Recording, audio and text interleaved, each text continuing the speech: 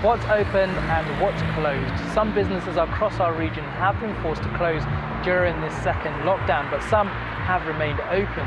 With Christmas fast approaching, what does this mean for their businesses? More on that alongside your sporting weather in 15 minutes. One of the concerns is that the virus is having a significant impact on the educational divide. The help available from the government at the moment is only available to some pupils, meaning many are being left behind. By the beginning of March, COVID-19 had claimed its first victim. Hospitals were discharging patients to free up beds, but many were transferred to care homes, but only those with symptoms were tested. A lockdown was introduced on the 23rd, but hospitals continued to send patients to care homes and only tested those with symptoms. And on the 16th of April, government advice changed, requiring all patients to be tested before being discharged to a care home. By then, Adam Brooks had sent 116 untested to homes. Local MP Andrew Selous says accounts of parents paying full rent while sleeping in the front room as their children's rooms are overrun with mould is unacceptable.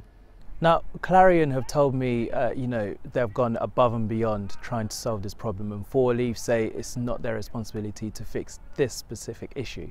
Do you think that's fair? I've just reread this morning, in the words of the people who live here, the problems they are experiencing. I fear for my children's health. I had to move out to protect my daughter's health. My 6-month-old got croup, which is often caused by damp. One couple are repainting every other month to keep the damp at bay. That is not normal, that is not acceptable. Well, as you saw there in my report, some of the damage that they've seen at the Rutherford locksmiths in particular, they're still trying to work out how much damage has been caused, and they're saying it's around £20,000. For many residents, they'll be hoping that the rain we're seeing today doesn't have the same impact that it had just over a week ago, and they're hoping it'll be sunnier at some point and not the flooding. The wedding industry contributes billions of pounds into the economy every single year, but it's not just them who've been impacted. Restaurants have also had to adapt over the last couple of months. The potential for more restrictions coming in, what will this mean for their industry? A quiet warehouse, stacked plates and an unused kitchen area. This was a hub of activity before the pandemic, now a stark reflection of the wedding industry. It's been terrible. The biggest thing is just not knowing when we'll be able to get back to work. First, in Peterborough, the museum and art gallery remains closed for now after Vivacity, the charity in charge of leisure facilities, terminated their contract with the City Council due to financial losses caused by COVID-19.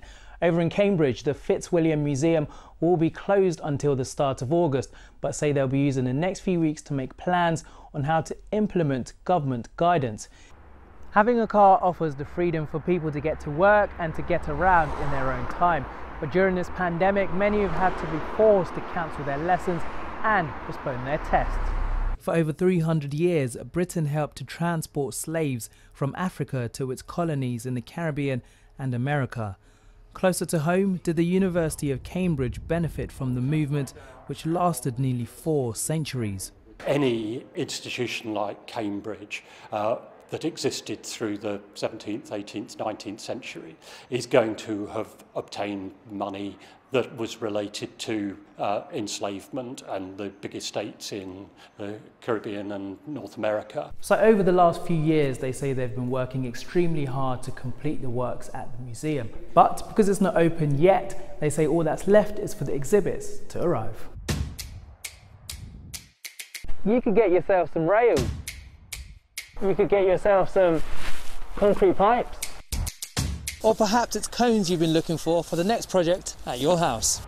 With roadworks complete on the A14, what do you do with all this stuff? Well, it's going to auction this Thursday and Friday. I know usually in the pub there's lots of people, but now you're in your own little bubbles. Yes. What's that like? Well, it's nice. I mean, at the moment, that's all you want to be in contact with. You know, you're in your own bubble and you feel safe and secure. So you're going to come back in the same way? Definitely, probably with some workmates as well. We've got another day planned.